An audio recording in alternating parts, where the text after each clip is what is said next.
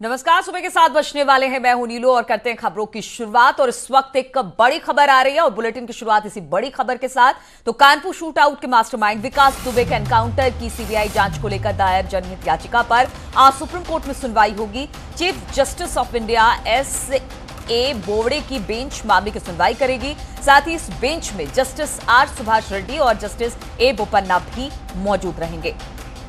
हम आपको बता दें कि इलाहाबाद हाईकोर्ट की लखनऊ बेंच ने सोमवार यानी कल गैंगस्टर विकास दुबे एनकाउंटर की न्यायिक जांच की PIL खारिज कर दी थी और उस याचिका में एनकाउंटर की जांच के लिए न्यायिक आयोग बनाने और सरकार द्वारा एनकाउंटर के दिशा निर्देश जारी करने की मांग की गई थी। लेकिन आज सुप्रीम कोर्ट में मुंबई के वकील घनश्याम उपाध्याय और वकील अनूप अवस्थी द्वारा दाखिल की गई जनहित याचिकाओं पर सुनवाई होगी। याचिका में उत्तर प्रदेश पुलिस की भूमिका की जांच की मांग की जाएगी। हालांकि उत्तर प्रदेश पुलिस के साथ कथित मुठभेड़ में गैंगस्टर विकास दुबे की मौत की जांच के लिए उत्तर प्रदेश सरकार ने पहले ही एक आयोग का गठन कर दिया है।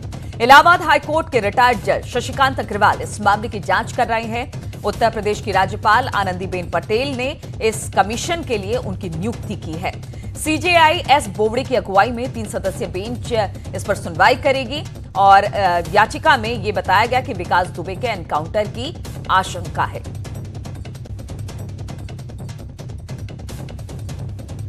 तो आज सुप्रीम कोर्ट में सुनवाई हो रही है कि किस तरह से एनकाउंटर किया गया और इसको लेकर आज सुप्रीम कोर्ट में सुनवाई शुरू होने वाली है।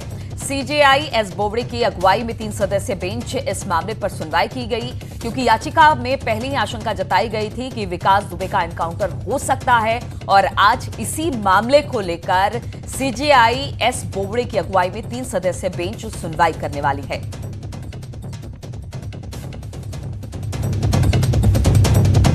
पहले उत्तर प्रदेश सरकार की तरफ से न्यायिक जांच भी बिठाई गई थी और इसको लेकर रिटायर्ड जज अभी पूछताछ कर रहे हैं, वहां पर जांच कर रहे हैं। लेकिन आज सुप्रीम कोर्ट में सबकी नजर होगी क्योंकि जो याचिका डाली गई थी कि विकास दुबे का एनकाउंटर हो सकता है, उसको लेकर S. बोबड़े के साथ 2 सदस्य और होंगे। और इस पर बातचीत करने के लिए दिल्ली से सुशील पांडे हमारे साथ जुड़ गए हैं। सुशील, आज जिस तरह से एक याचिका डाली गई थी कि विकास दुबे का एनकाउंटर हो सकता है, उस मामले को लेकर आज सुनवाई सुप्रीम कोर्ट में शुरू होने वाली है। कितने बजे ये सुनवाई होगी? जी नीलू, आज इस पूरे मामले में मुख्य न्यायाधीश जो है वो इस मामले की सुनवाई करेंगे। लगभग 12:30 बजे के आसपास आज दोपहर में विकास दुबे के मामले में सुप्रीम कोर्ट सुनवाई करेगा। 2 याचिकाओं पर सुप्रीम कोर्ट सुनवाई करेगा नीलू। पहली याचिका मुंबई के एक वकील घनश्याम दुबे ने दाखिल की है। दूसरी जनहित याचिका अनूप अवस्थी नाम के एडवोकेट ने दाखिल की है। दोनों वकीलों का कहना है कि जिस तरह एनकाउंटर किया गया है, उस एनकाउंटर के मद्देनजर जो पुलिस की भूमिका है वो संदेह में है। लिहाजा सुप्रीम कोर्ट इस पूरे मामले में एक SIT का गठन करे जिसकी अध्यक्षता पूर्व सुप्रीम कोर्ट के जज करें और ना हो पाए तो इस पूरे इन्वेस्टिगेशन को CBI या NIO को हैंडओवर किया जाए। क्योंकि जिस तरह 20 मिनट के भीतर विकास दुबे की गाड़ी पलट जाती है और उसके बाद विकास दुबे भागने लगता है, उस पूरे प्रकरण की जांच की जाए। तो आज अहम सुनवाई होगी क्योंकि इस पूरे मामले को लेकर तमाम जो विपक्षी पार्टियां हैं नीलू, वो भी सवाल खड़ा कर रही हैं, सरकार के ऊपर भी और पुलिस के ऊपर भी। तो अब ये पूरा मामला कहीं ना कहीं देश की सबसे बड़ी चौखट पर पहुंचा है। तो देखना यह है कि देश की सबसे बड़ी अदालत आज जब इस पूरे मामले की सुनवाई करती है तो क्या सुप्रीम कोर्ट यूपी सरकार से जवाब तलब करती है या फिर इस याचिका पर हस्तक्षेप करने से मना करती है। बिल्कुल सुशील, इससे पहले हमने देखा एक जनहित याचिका दायर गई थी, उसे खारिज कर दिया गया था और उसके बाद फिर आज 2 याचिकाओं पर जिसमें कहा गया था कि विकास दुबे का एनकाउंटर हो सकता है, उस पर सुनवाई कर सकती है। ऐसे में एक न्यायिक जांच प्रदेश सरकार ने भी बिठाई है। रिटायर्ड जज इस पूरे मामले को देख रहे हैं। ऐसे में कितना अहम हो जाता है ये जो दोनों याचिका जिस पर आज सुनवाई करेगी सुप्रीम कोर्ट?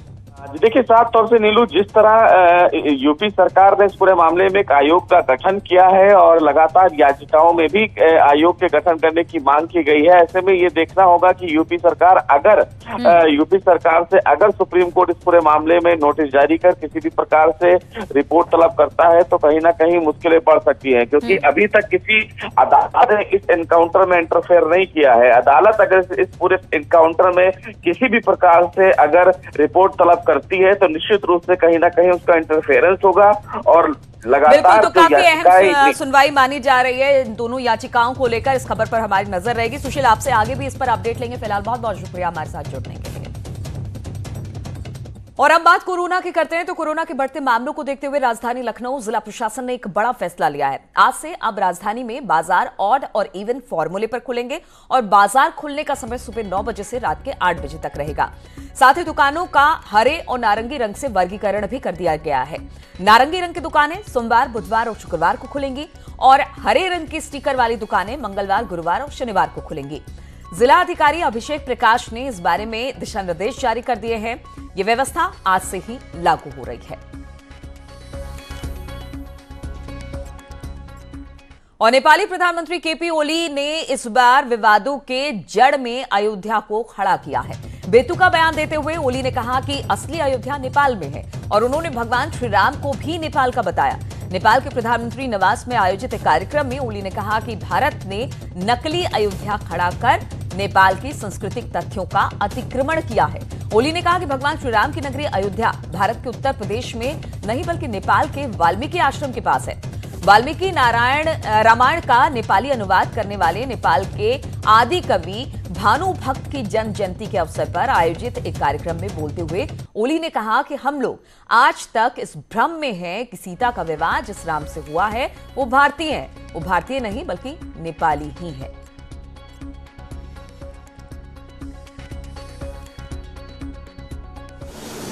हामी अहिले पनि ठानिरहेका छौँ हामीले सीता भारतलाई हामी अहिले पनि ठानिरहेका छौँ हामीले सीता भारतलाई भारतका राजकुमार रामलाई सीता नै भारतका होइन अयोध्याकालाई दिएका छौँ। अयोध्या भनेको वीरगञ्जभन्दा अलिकति पश्चिमपट्टिको गाउँ हो। अहिले खडा गरिएको अयोध्या होइन। अयोध्या भीषण विवाद छ। हाम्रोमा विवादै गर्नु पर्दैन। जनकपुर त्यहाँ अयोध्या वीरगञ्जको पश्चिमपट्टि टोरीमा वाल्मीकि आश्रम र दशरथबाट सन्तान। और नेपाल के पीएम केपी शर्मा ओली का बेतुका बयान, कहा असली अयोध्या भारत में नहीं नेपाल में है। भगवान श्री राम को भी बेतुका उन्होंने बताया नेपाली। ओली का बेतुका बयान सामने आया है। और हम आपको बता दें कि सोमवार को सीबीएसई बोर्ड का रिजल्ट आया तो छात्रों ने रिकॉर्ड तोड़ प्रदर्शन कर एक बड़ी मिसाल पेश की है। दिव्यांशी और तुषार नाम के छात्रों ने तो कमाल ही कर दिया। दिखाते हैं इस पर एक report.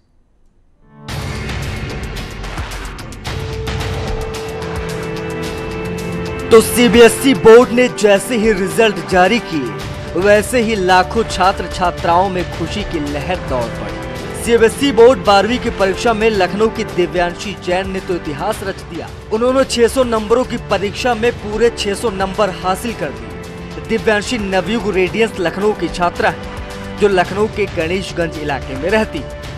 Divyanshi Jain history, geography, economics, insurance, Sanskrit और इंग्लिश विषयों से 12वीं की पढ़ाई कर रही थी। इस साल की परीक्षा में उनके सभी विषयों में 100% मार्क्स आए हैं। 100% नंबर पाने वाली दिव्यांशी जैन को डिप्टी सीएम दिनेश शर्मा, रक्षा मंत्री राजनाथ सिंह और साथ ही साथ अखिलेश यादव ने भी बधाई दी। खुश हूँ और सरप्राइज भी हूँ कि मेरे इतने अच्छे मार्क्स आए। आपके किस सब्जेक्ट में कितने मार्क्स आए और पूरा डिटेल? मेरे पास 6 सब्जेक्ट्स थे, 2 लैंग्वेजेस थी, इंग्लिश और संस्कृत, और मेरे बाकी सब्जेक्ट थे हिस्ट्री, ज्योग्राफी, इकोनॉमिक्स और इंश्योरेंस। वो मेरा वोकेशनल सब्जेक्ट था। मेरे सब सब्जेक्ट्स में 100 मार्क्स आए हैं।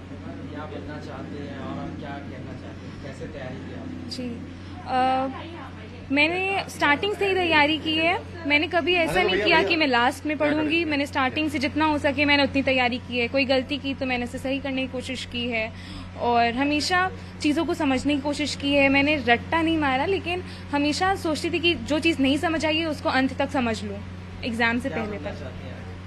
मैंने इसे कोई स्पेसिफिकली नहीं डिसाइड किया कि मुझे क्या बनना है, पर मुझे हिस्ट्री के क्षेत्र में कुछ अच्छा करना है अपने देश के लिए।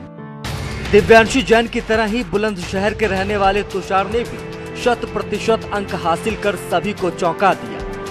तुषार दिल्ली पब्लिक स्कूल के पढ़ने वाले।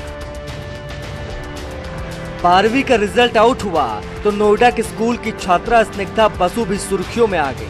स्निग्धा ने 99.4% अंक लाकर माँ बाप का नाम रोशन कर दिया। नोएडा के विश्व भारती पब्लिक स्कूल की छात्रा स्निग्धा गाजियाबाद के इंदिरापुरम में रहती हैं, जिनका लक्ष्य डॉक्टर बनकर देश की सेवा करना है। सीबीएसई बोर्ड की इंटरमीडिएट परीक्षा में पूरे अयोध्या जिले में नंबर 1 की पोजीशन लाने वाली प्रांजलि पांडे का जिक्र भी काफी अहम हो जाता है। पत्रकार बनने की ख्वाहिश रखने वाली प्रांजलि ने मनोविज्ञान में सिर्फ 1 नंबर कम हासिल करते हुए बाकी सभी विषयों में 100% नंबर हासिल किए। प्रांजलि की सफलता पर उनका परिवार गदगद है। मेरा सीबीएसई रिजल्ट में 99.8 आया है। ह्यूमैनिटीज साइड से मुझे 499 मिले हैं 500 में से। इसका श्रेय किसको जाता है? इसका श्रेय मैं पूरा का पूरा अपने फैमिली और अपने स्कूल को देना चाहूँगी। बहुत अच्छा महसूस हो रहा है और इतना गर्व का समय है कि सबको बस शब्द नहीं है कि बयां कर सकें। सीबीएसई बोर्ड की परीक्षा परिणाम इस बार शानदार रहे। इस साल सीबीएसई 12वीं की परीक्षा में 88.78% बच्चे पास हुए। हालांकि बाजी एक बार फिर से लड़कियों ने ही मारी। इस बार 12वीं में लड़कियों का रिजल्ट 92.15% रहा। Report news 18।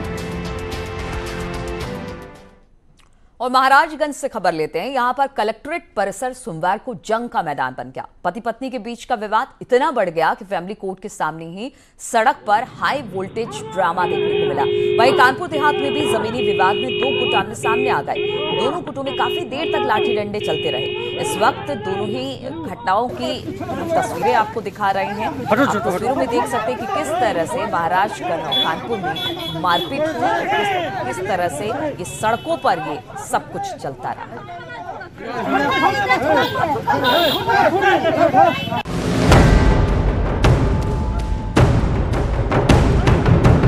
महाराजगंज कलेक्ट्रेट परिसर जंग के मैदान में तब्दील हो गया। फैमिली कोर्ट के सामने सड़क पर ऐसा हाई वोल्टेज ड्रामा देखने को मिला कि देखने वाले भी देखते ही रह गए। पति पत्नी के बीच का दहेज का सामान का विवाद सड़क पर ऐसा आया कि जिसको मौका मिला वो एक दूसरे को धुनने में लग गया, मानो इसका ही कोई कंपटीशन हो रहा हो। हालात ऐसे हो गए कि एक बार नहीं कई बार पति पत्नी और उनके घर वालों में जमकर जूते चप्पल और सैंडल चलते रहे और देखने वाले खड़े तमाशा देखते रहे। सड़क से शुरू हुई लड़ाई इतनी बढ़ती चली गई कि सड़क किनारे भरे पानी तक जा पहुंची। मानो ऐसा लग रहा था कि फैमिली कोर्ट के सामने ही ये खुद ही फैसला देकर रहेंगे। दरअसल 1 साल पहले दोनों की शादी हुई, लेकिन शादी के कुछ दिनों बाद ही पति पत्नी में कहासुनी और मारपीट होने लगी, जिसके बाद दोनों का मामला कोर्ट में चलने लगा। वहीं जब फैमिली कोर्ट में दहेज के सामान लेने की बात चल रही थी, तभी दोनों पक्षों में कहासुनी हुई और नौबत यहां तक आ गई। न्यूज़ 18 के लिए महाराजगंज से आशीष कुमार शुक्ल की रिपोर्ट। और आगरा में आपसी विवाद को लेकर भतीजे ने चाचा की गोली मारकर हत्या कर दी। हत्या के बाद आरोपी भतीजा मौके से फरार हो गया। मामला थाना कोतवाली इलाके का है, जहां पर मोहसिन का अपने भतीजे छोटू से विवाद हो गया। दोनों के बीच पहले से ही रुपए के लेन देन को लेकर विवाद चल रहा था। इसके अलावा मकान बनवाने का भी विवाद चल रहा था और इसी विवाद के चलते दोनों के बीच काफी कहासुनी हुई और इसी कहासुनी में भतीजे छोटू ने अपने चाचा मोहसिन को गोली मार दी। मोहसिन को आनंद फानंद में मेडिकल कॉलेज में भर्ती कराया गया, जहां डॉक्टरों ने मोहसिन को मृत घोषित कर दिया। फिलहाल पुलिस ने मामला दर्ज कर लिया है। मेरे दोनों भैया की गोली मारी छोटू ने, कनपटी में मारी, छोटे के बड़े के कौन है छोटू का? भतीजा मेरे बड़े भैया का। दोनों फरार होगा छत्ते से। क्यों मारी, क्या कारण है? वो घर के मकान के इसी जगह में मकान बनाएंगे, इसी बात में उन्हें जब मैं तेरे तुझे दे दूंगा, तुझे मतलब गोली मार। आज शाम कोतवाली अंतर्गत चाचा और भतीजे का विवाद हुआ। पारिवारिक विवाद को लेकर के भतीजे द्वारा अपने चाचा को गोली मार दी गई, जिन्हें गंभीर अवस्था में एसएन मेडिकल कॉलेज में भर्ती कराया गया था, जहां उपचार के दौरान उनकी मृत्यु हो गई है। पुलिस द्वारा आवश्यक कार्रवाई की जा रही है। और आगरा के थाना शमशाबाद क्षेत्र में देर रात बिजली के एक ट्रांसफार्मर में भीषण आग लगने से हड़कंप मच गया। काफी मशक्कत के बाद स्थानीय लोगों ने आग पर काबू पाया। दरअसल जिस वक्त बिजली की सप्लाई चल रही थी उस वक्त ट्रांसफार्मर से चिंगारी निकली और इस चिंगारी ने पूरे ट्रांसफार्मर को अपनी चपेट में ले लिया और देखते ही देखते पूरा ट्रांसफार्मर धू धू कर जलने लगा। आग लगने की खबर स्थानीय लोगों को हुई। उन्होंने बिजली विभाग को खबर दी, जिसके बाद बिजली विभाग ने इलाके की बिजली सप्लाई काट दी और उसके बाद स्थानीय लोगों ने आग पर काबू पाया।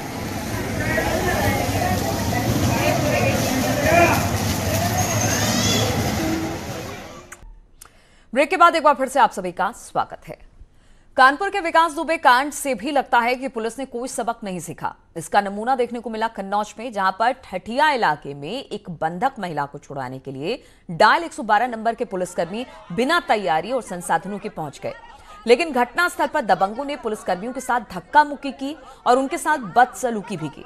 पुलिस ने बाद में 11 लोगों के खिलाफ मामला दर्ज कर और 2 को गिरफ्तार कर लिया है।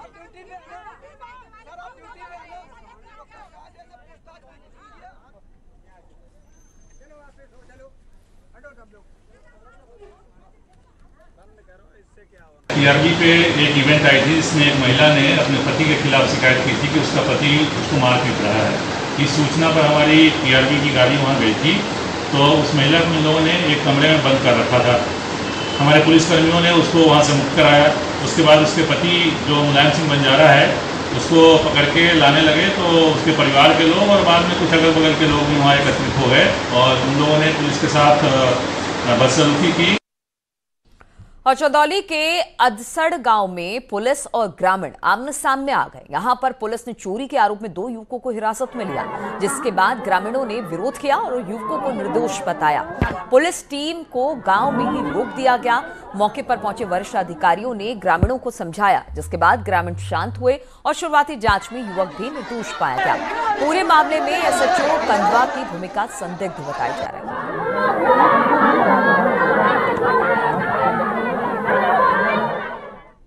और पहाड़ी इलाकों में हो रही बारिश से नदियां उफान पर है, जिससे मैदानी इलाकों में बाढ़ जैसे हालात बन गए हैं। लखीमपुर खीरी, बाराबंकी और महाराजगंज में बाढ़ से जल जीवन पूरी तरह से प्रभावित हो गया है।